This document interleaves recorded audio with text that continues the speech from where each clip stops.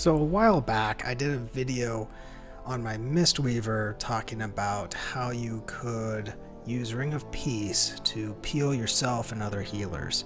And the whole point of that video was not necessarily just to show off, but to explain that healers have a lot more utility than just standing around healing. There's essentially kind of your base type of healer that just kind of sits in the back and does its numbers.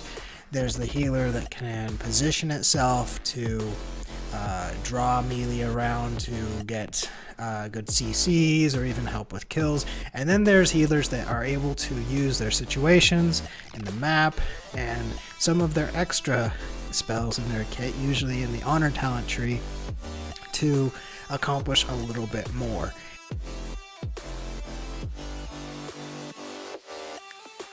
Today I've got a video on my Holy Priest. I will be the first to tell you I'm not an amazing Holy Priest. I don't play it all that much. But that said, Eye of the Storm provides Holy Priests an opportunity to really shine. And it's not just Eye of the Storm. I'll talk about how this works in other maps as well. But in Eye of the Storm there are cliffs off to the sides, and Holy Priests have what is called a knock. Now a lot of players especially players who come from the background of playing Disc or any other kind of priest, often will be heard saying that Holy Priests are easy to play, and I won't disagree with them. It's not a hard spec to learn, but there is what I feel sort of a skill shot that Holy Priest players need to learn how to do, and that's how to be able to accurately knock other players out of a team fight. And not just anywhere, not just any knock, but to be able to get actual kills like this. Because one kill by a single Holy Priest, taking the time to line it up properly, can turn an entire team fight, whereas you might spend 5-10 minutes of a team fight, especially if it's a rock comp versus a rock comp, trying to get just your first kill the traditional way. So here we are coming up to the mid-team fight. From the very beginning, I'm planning to use this Shining Force knock of mine as much as I possibly can. So long, provided that my team isn't dying. This priest is going to be my first target. First thing I do is a chastise. I take my time, walk up, and I line it up just right. Notice he's by the rocks, and he's got some protection there, but I'm able to line it up just right and get that knock. Knocking out a healer right from the beginning, getting them in the graveyard, gives us the upper hand for this team fight. Now I've got 45 seconds to wait until that knock comes back. Now one thing I want to explain that I did there is that I first locked down the healer with a chastise, because all it takes is them to move just a little bit to the right or the left to mess up your aim, and then they don't actually get knocked off. You don't get the kill. And that, while knocking them off the mid onto the side ramparts, could be somewhat beneficial, it's not the best. Then on my way back, because I need to get myself back into position, being up front, I'm kind of overexposed as a priest.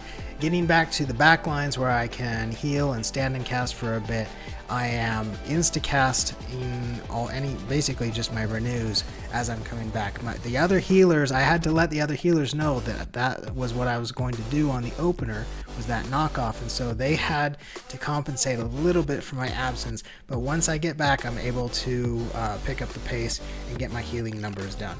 Here I'm going to go for another knock here, and I get the DK. You notice, again, I tried to get him with a chastise to lock him down. It didn't last terribly long, but it was enough for me to just get into position. And he was so far away from the rocks that it didn't really matter too much, that I still managed to get the kill there. This game, now at some point you're probably thinking, this game is not that competitive, Foxy. I mean, you guys are steamrolling them in mid.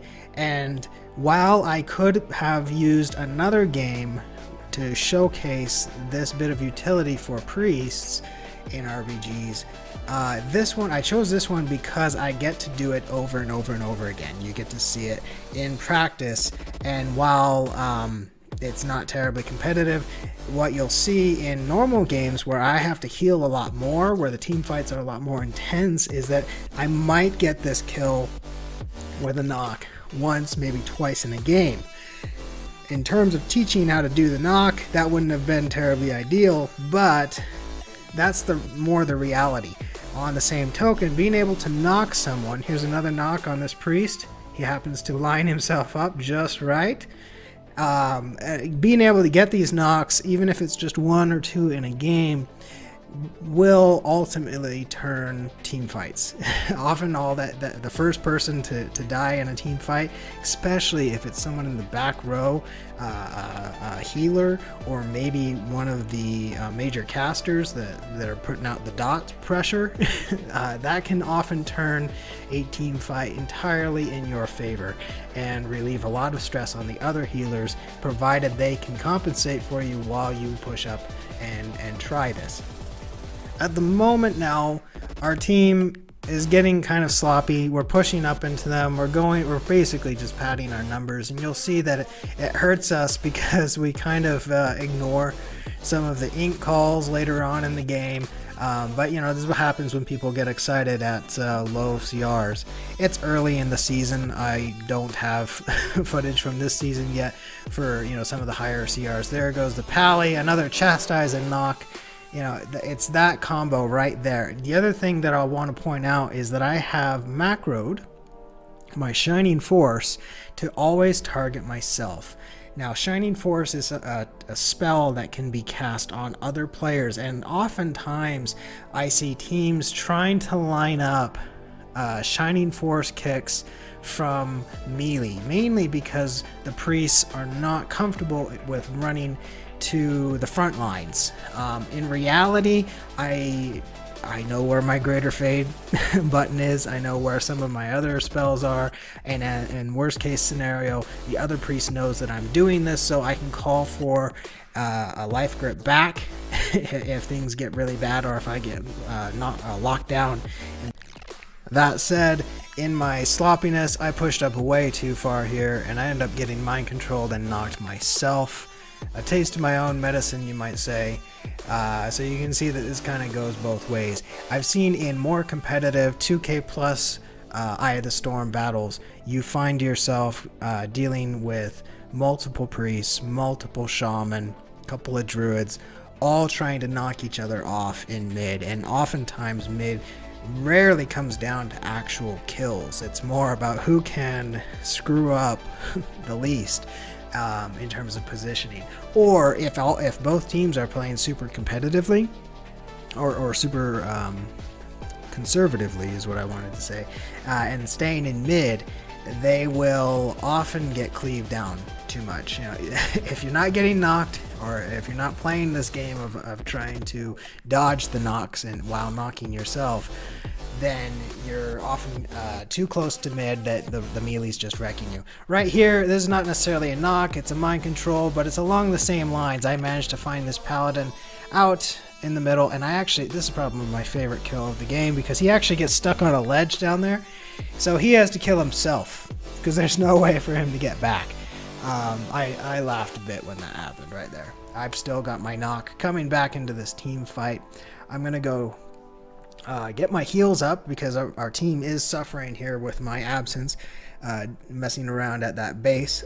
But you know, I immediately come in, throw out some heals, get my renews up, and then head to the back lines, hoping to find something, but my team's managed to clear them up.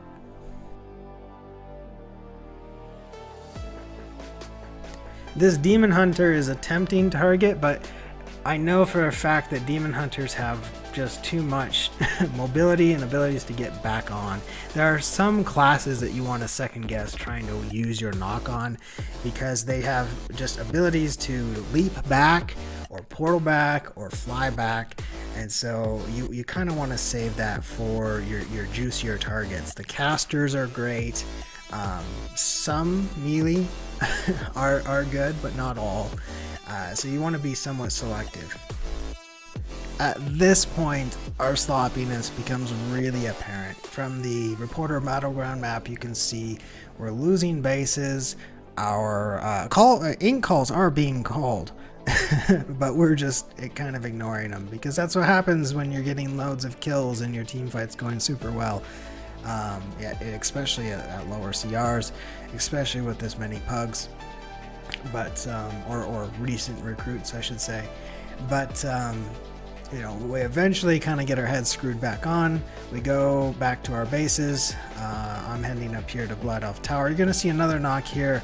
This is another way that Shining Force comes into play that a lot of people forget. I almost got that lock to clear the ledge there, and in the end he took enough fall damage that I think it's our hunter that manages to finally kill him. I try and get mind control off the edge here for the final kill, and in the end it just sort of prolonged everything. But you know, that knock there, getting one person off of a base, especially in a position where you're peeling for an ink, and it's just you and maybe one or two other people there, again, can turn the odds around so that the rest of their team just sort of peels out and says, you know what, this isn't worth it.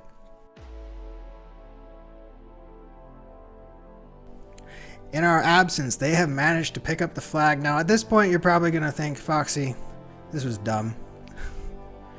But it was fun anyway. So, you know, that's the one way to get a kill on an FC. If they take the flag down with them, then it still counts as a kill, and you just gotta wait for the flag to respawn.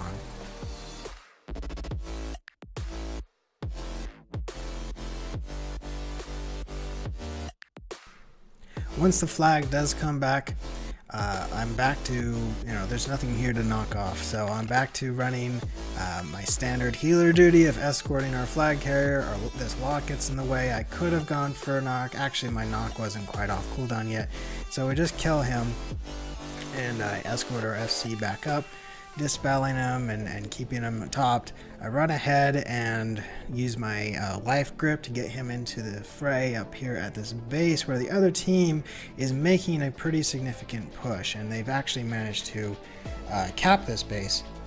Our team at this point has kind of gotten into full-on YOLO mode, but and so we don't actually make any real progress on recapturing this base. Once I do get up here, I mean, granted our Mistweaver dies fairly quickly, but everybody else is kind of, I recognize that what's really killing us is the rot from this S-Priest, and so I do take sort of a gutsy move here, trying to pull him away with mind control, get him into position, knock him. I don't quite get him with the knock, but I do manage to finish with a mind control. Now, if you look at grid, you'll realize that in order for me to take the time off to go and do all that CCing just to get that one kill, even though that S-Priest had pretty much our entire team just covered in Vampiric Touch, and we were just rotting before, in the time that it took me to do all that, most of my team died anyway.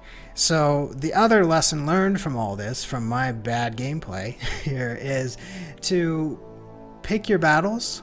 Basically recognize when is it worth it to try and get the knock and to try and basically pull out your utility as a healer versus just being the traditional healer, which is probably what I should have done to begin with. Now our team is res, they're pushing back in here again. We still are holding the flag at the other base just fine, but we're tunneling on this one base here.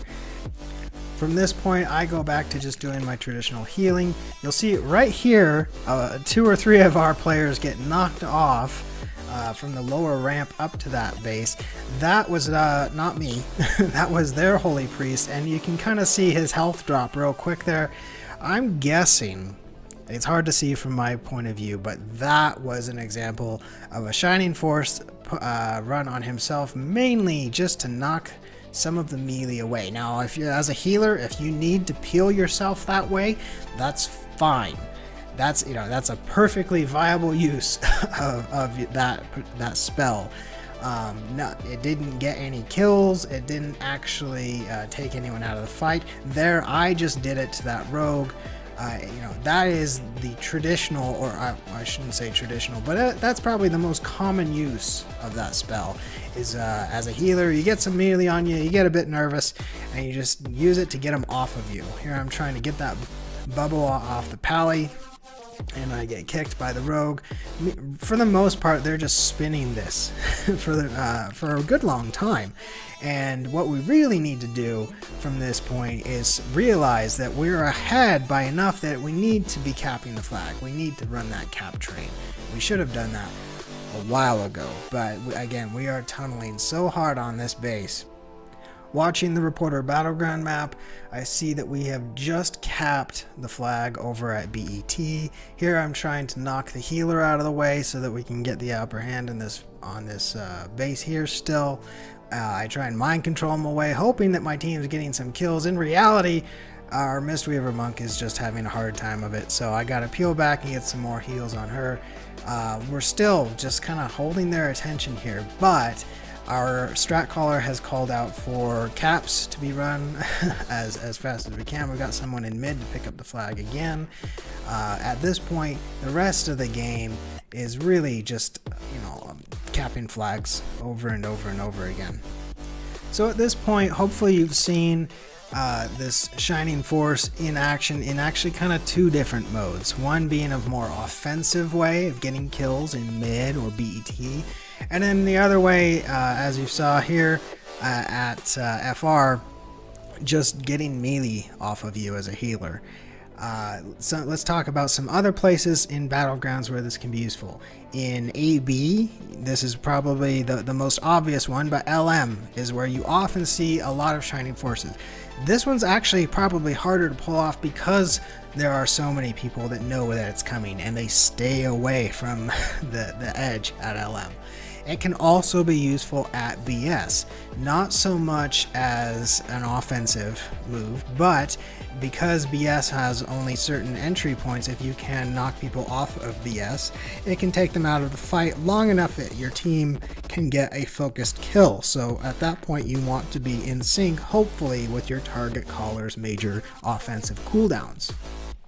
You can also in AB use this off of the ledge at mines on the road. That's a little less common because hopefully you're not on the road that much. In Warsong Gulch, off of the tops of bases, there are great places for knockoffs there. In Battle for Gilneas, there are, despite it being a fairly flat map, there are places for knockoffs there. Usually you're trying to knock someone into the water, so you want to pick your targets there. You don't necessarily want to go knocking off players that can get back super easily. Pretty much anywhere you're going to have a team fight where there's a bit of elevation, there's an opportunity for you to get a knockoff. And Holy Priests are not the only ones with this ability. There are other classes as well. So I just wanted to pitch this video. It's got a very simple message, but the idea is for you to kind of look for ways as a healer to bring more utility to a fight than just your numbers. As always, like, subscribe, comment, share this with your healer friends, and I will see you all next time with another video. We're gonna get hold up, because gotta work out flag carriers. I can flag carry. I'm fucking trash and I hate it, but yeah, I don't have the spec. I deleted it. Alright, so good. Alright, in that case, recognize my voice. If you hear me squealing, come save me. If you hear another girl in the group squealing, it's probably me again, so come save me.